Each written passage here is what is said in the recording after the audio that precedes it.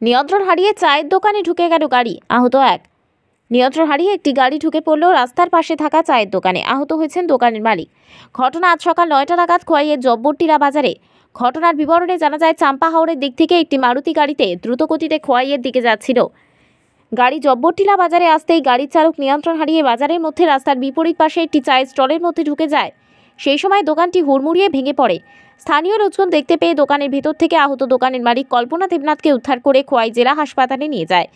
স্থানীয় সূত্রে জানা গিয়েছে, গাড়ির চালক মদমত্ত অবস্থায় ছিল। অল্পেতে রক্ষা পেল বাজারে থাকা অন্যান্য লোকজন।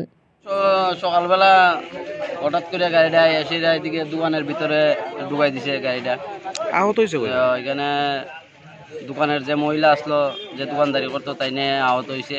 আর বাকিরা আহত হয়েছে না, দোকানের ড্যামেজ হয়েছে অনেক। গাড়িটা কোন দিক থেকে আসতো? গাড়িটা চাম্পাহাওড় থেকে আইতে আসলো খোয়াইয়ের দিকে।